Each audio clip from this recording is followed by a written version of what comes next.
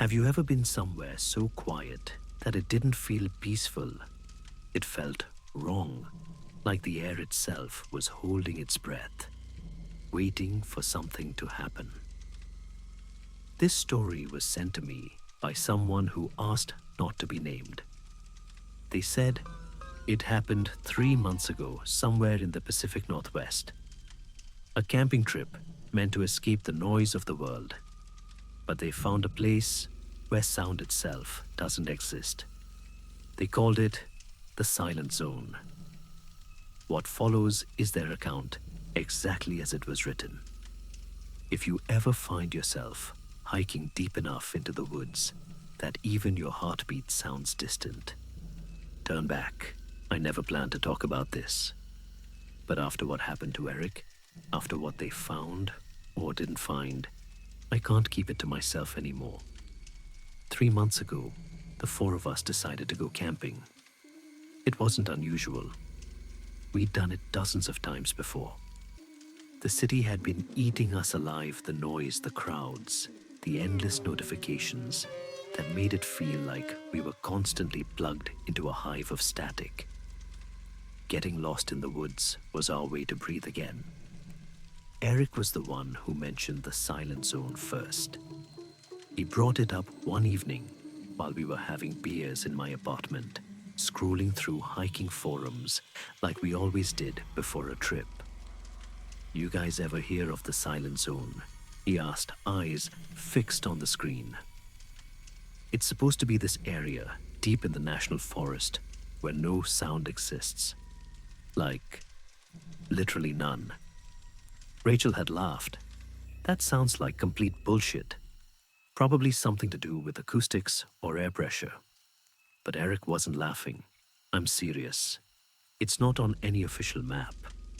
People say if you walk far enough, even your footsteps disappear." I remember the way he said it. Calm, certain. Like he already knew what we were about to find. We'd been needing a change, something that felt different from our usual hikes. I'll admit it, the idea of a truly silent place sounded peaceful at first. A break from everything that screamed for attention in the real world. We planned the trip that night.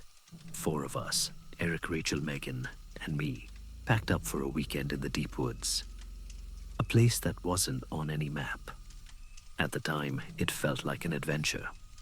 Now it feels like a mistake I can't take back. The drive out was long. Trees closed in on us the further we went, tall and ancient, swallowing the sunlight. Civilization faded into memory. By the time we reached the last trailhead, my phone had already lost signal.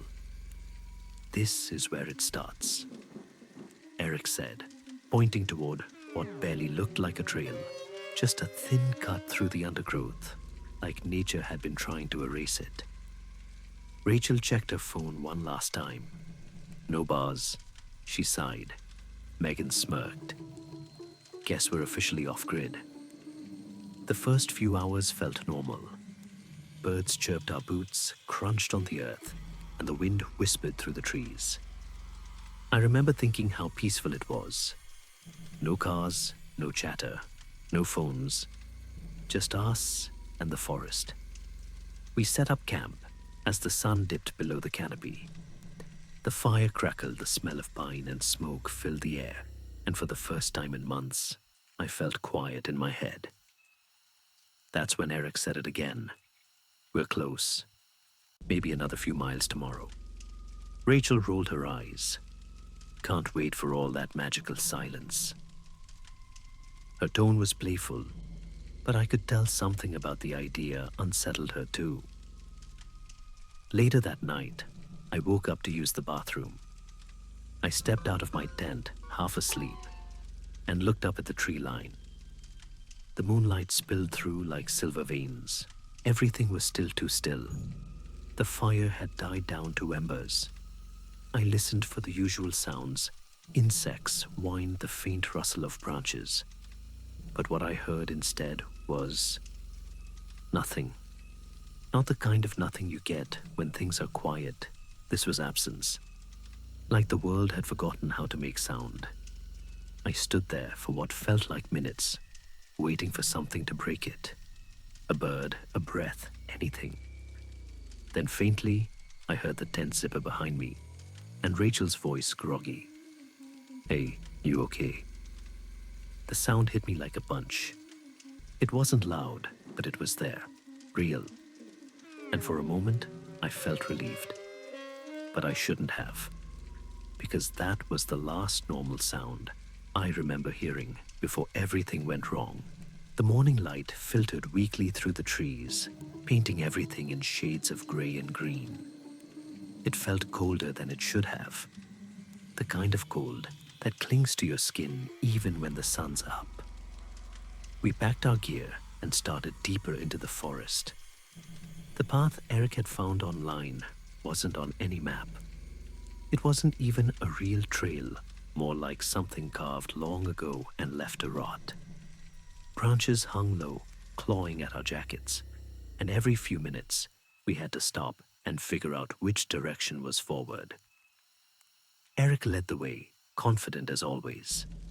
He had his compass and that old topographic map he printed from some forgotten website. It should take us about 4 hours to reach the center, he said. That's where the silent zone supposedly begins.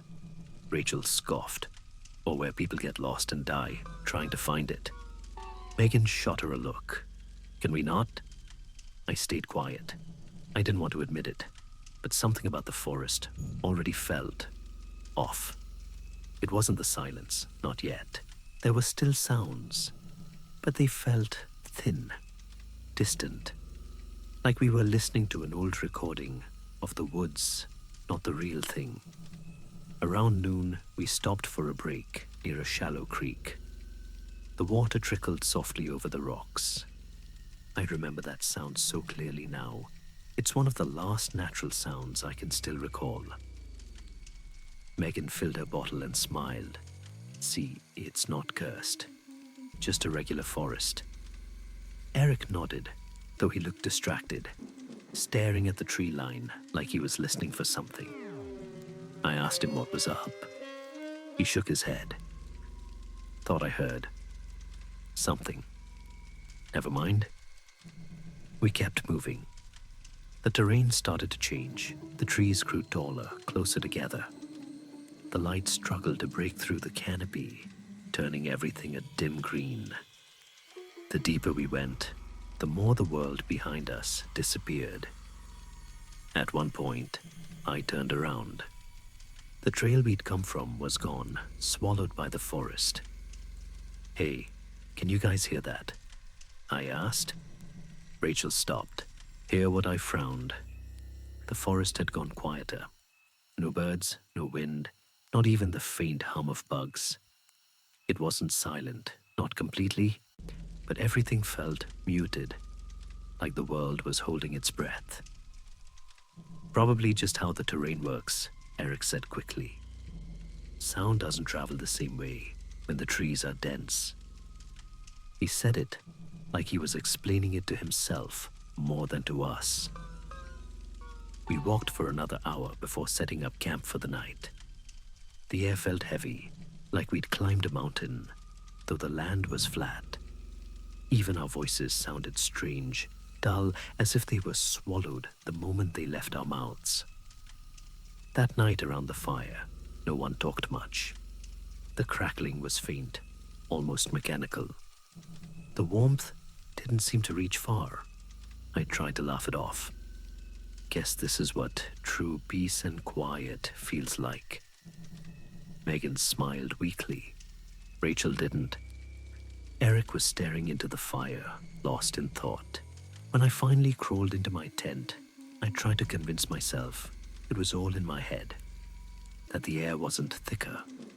That the silence wasn't creeping closer. But sometime before dawn, I woke up gasping. There was no sound. Not the wind, not my breathing, not even my heartbeat. Just pure suffocating stillness. And for the first time, I understood what Eric meant. This wasn't just quiet. It was wrong. When morning came, no one said much. The air felt thick, almost syrupy. Each movement seemed to take effort, like the forest itself was slowing us down. Eric tried to act normal, boiling water for coffee, pretending nothing had changed. But his eyes were restless. He kept glancing toward the trees, as if expecting something to move between them. Rachel refused to eat. "It's too quiet," she said. "It's not just me, right? You guys feel it too." We all did. None of us wanted to admit it yet. When we started hiking again, the sound of our boots was still there. Faint but real. Crunching against the earth, echoing softly between the trees. It was almost comforting proof that we hadn't fallen into some dreamlike void. But the deeper we went, the more the world seemed to dissolve. The forest was closing in. The wind had died completely. No birds, no rustling leaves, only us. After a while, even our footsteps began to fade. Not stop fade, as if someone was turning down the volume knob of reality. Megan stopped suddenly and looked around, her face pale. "Do you feel that?" she asked. I did. It was like the air was pressing against my skin, squeezing in from all sides. Forced a laugh. "We're just close to the zone. It's probably something with air pressure or the trees blocking wind." But his voice cracked halfway through the sentence, as if he didn't believe it either. By midday, the silence was absolute. When I spoke, my own words sounded hollow. They didn't echo. They didn't travel. It was like talking into a wall of cotton. I snapped my fingers. Nothing. I clapped my hands. Still nothing. Rachel's eyes widened. "Did anyone hear that?" she whispered. We all shook our heads. That was the first time I saw fear in Eric's face. We stopped to rest, sitting in a small clearing where the sunlight managed to break through the branches. I looked up and realized I couldn't even hear the sound of my own breathing anymore. I pressed my hand against my chest, trying to feel it move, desperate for any confirmation that I was still here, still real. That's when I noticed something else. The air wasn't just silent. It was still, completely unmoving. Not a single leaf quivered. And for a horrifying second, I thought the forest wasn't alive anymore. Like we had stepped into a photograph, a frozen moment in time where everything had simply stopped existing. Megan's lips were moving, but I couldn't hear her voice. I saw her panic as she realized it too. She started shouting, waving her arms, but nothing came out. Eric tried to yell back. Nothing. The world had muted itself. We all stood there in a circle, screaming into the nothing, and the silence swallowed us whole. It lasted maybe a minute, maybe an hour. I couldn't tell. When the sound came back, it wasn't gradual. It was sudden, like a breath I didn't realize I'd been holding. I heard my own heartbeat again. I heard Rachel sob quietly, and Megan gasping for air. Eric fell to his knees, clutching the dirt. "We found it," he whispered. "This is the silent zone." But I wasn't sure we had found it. It felt more like it had found us. We didn't move for a long time after that. No one said a word. I think we were afraid that speaking would break whatever fragile balance was left around us, that the forest might notice. Eventually, Eric stood up.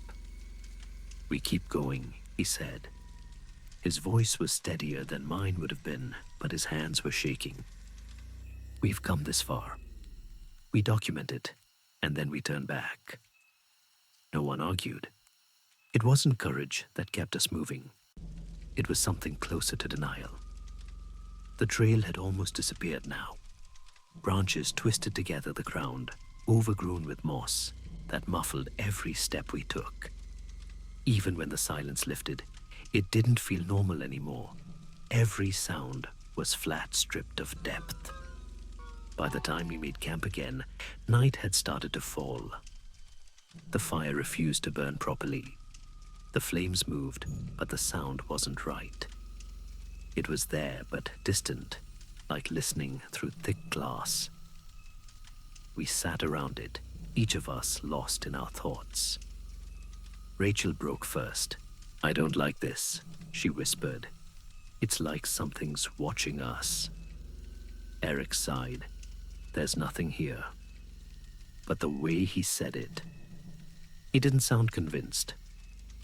I looked out beyond the circle of firelight. The trees swayed slightly in the dark, but the shadows between them were too thick, too heavy.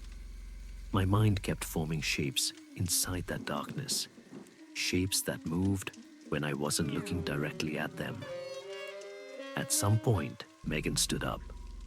"I swear I just saw something," she said quietly. "Where?" I asked. She pointed toward the blackness beyond the tents.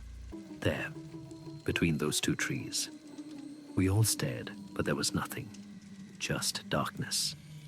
Rachel laughed nervously. "You're freaking yourself out, Meg." Megan didn't respond. She kept staring. Her eyes were wide, her breathing shallow. "It was tall," she whispered, "and it didn't make a sound." Eric tried to diffuse the tension. "Probably just a shadow. Sit down." But when he said it, he glanced toward the same spot, and his expression faltered. That night, no one slept. I lay in my tent, listening to the soundless air pressing against the walls of fabric. Every time I thought I heard movement, I'd hold my breath, waiting for something, anything to break the quiet. Nothing did. When morning came, the forest looked the same, still, empty, but it didn't feel the same. The silence had weight now. It followed us, hung in the air like fog. As we packed our things, Rachel froze. "What?" I asked. She pointed to the ground near the dying fire pit.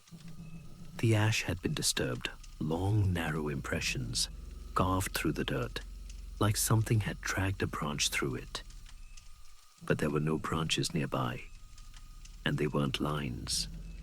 They were shapes, almost like handprints, but too long, too thin. We left camp without breakfast.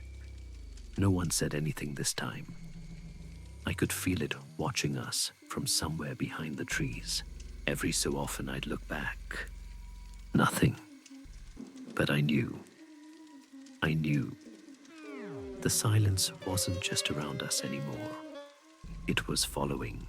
We didn't talk for most of the day. The silence wasn't just around us anymore. It was inside us. Every word felt wrong, like speaking might draw attention from something that didn't want to be heard. The air pressed heavier as we hiked. It was hard to breathe, harder to think. My ears rang faintly, like the world had stopped working the way it was supposed to. Eric led the group, scanning his map, even though we all knew it didn't matter anymore.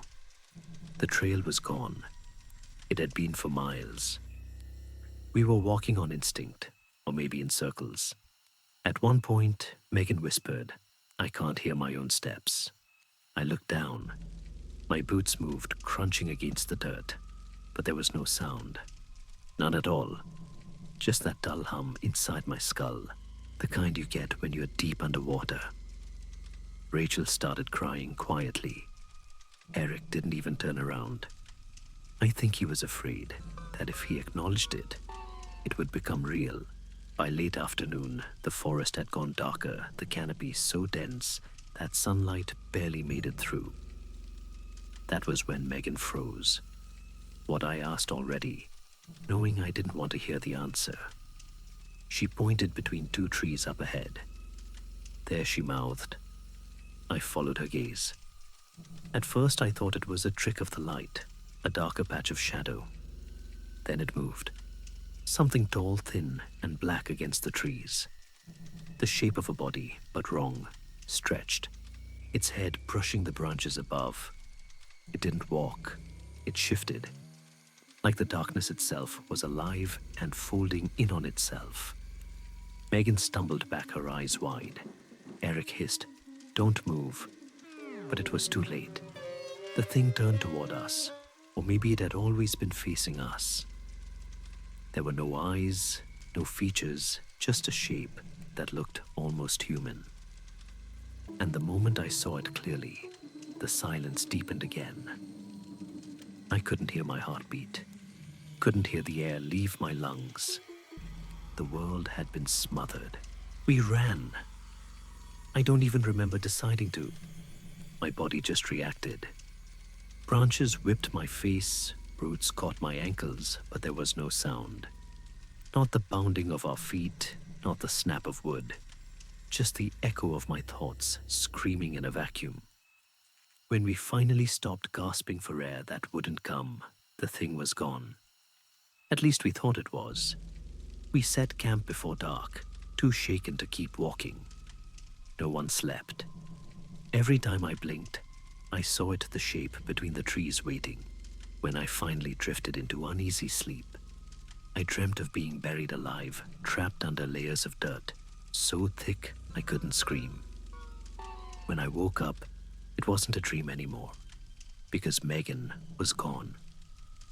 Her sleeping bag lay open, her backpack, untouched, her boots still beside the tent. Eric shouted her name, but it sounded like his voice was being dragged away muffled before it even left his mouth. We searched the campsite, calling for her, until our throats ached. No answer, no footprints, no struggle. It was like she had never existed at all. Rachel broke down completely. "We have to go. We have to go now." Eric knelt by Megan's tent, staring at the ground. "No. We find her first. Find what Rachel snapped. There's nothing here. She's just gone." A voice cracked, and then we heard it. A sound, faint, far away. A single snap, like a twig breaking. We all froze. It was the first real sound in hours. "Megan," I whispered. Nothing. Then slowly, the silence folded back in heavier than before. And for the first time, I realized what that weight was. It wasn't just air. It was something breathing. We didn't speak after that sound. There was nothing to say. It felt like the forest was listening, not with ears, but with everything. Eric finally whispered, "We move at first light." None of us argued. None of us slept. When dawn came, the air felt wrong. It wasn't colder, but heavier. Breathing took effort. Every inhale felt like dragging sand through my lungs. Rachel's eyes were hollow. "She's not coming back," she said. Eric didn't respond. He just shouldered his pack and started walking. We followed, because what else could we do? At first, the forest looked the same. Same trees, same shadows. But after a while, I realized something terrifying. I recognized the path. We were walking in circles. I told Eric. He insisted it wasn't possible. "We've been going straight," he said, his voice trembling with frustration. But there ahead of us was the same broken stump, the same scorched patch of earth from our last campfire. Rachel started to panic. "We can't get out. It's not letting us out." Eric snapped. "Stop saying that." His shout was barely louder than a whisper. Even when he screamed, the silence devoured it before it could echo. I looked at him, and I realized something. He wasn't denying it anymore. He was just trying to stop himself from believing it. The day dragged on. Every step felt harder, slower. The quiet pressed down like a physical weight. My thoughts began to blur, my head bounding. Sometimes I thought I heard a heartbeat mine, maybe, but it was faint, irregular, fading. At one point, Rachel stumbled and fell. The impact made no sound. She looked up at me, eyes wide with horror. "Even pain doesn't make noise," she whispered. "It's taking everything." Eric crouched beside her. "We're close," he said. "We just have to keep going." But he didn't know. None of us did. When we finally stopped, it was only because our bodies couldn't take another step. We collapsed near a clearing, the same one, I think, where we had first noticed the silence. The air was thick, no wind, no insects, no life. That was when Rachel turned her head, suddenly eyes wide. "Did you see that?" What I asked. She pointed into the trees. Something moved. Eric looked too. For a second I saw it, that same dark figure, half hidden behind the trunks. Still patient. It wasn't approaching. It didn't have to. It was waiting. Eric picked up a rock and hurled it. I watched it arc through the air, strike the ground, and make no sound at all. Not even the thud of impact. Nothing. Rachel started sobbing silently. I grabbed her hand, but it felt cold damp. The silence was eating us alive. "We have to do something," I said. "Noise. It hates noise. Remember the creek? We could hear it there. Maybe sound pushes it back." Eric frowned. "So what, we just start yelling?" "Anything," I said. "We can't stay quiet." I took my metal bottle and slammed it against a tree. The clang was faint, distorted, but real. It cut through the air like light, breaking through fog. Eric's eyes widened. "Do it again." He pulled his own bottle, hit it with a stick. Another dull clang. Rachel joined in, striking two rocks together, tears streaking down her face. For the first time in days, I could hear us. The noise echoed faintly, warped, distant, but it was sound. And then, from deep within the forest, something moved. It was subtle at first, a ripple through the trees, a shifting shadow. Then it was closer.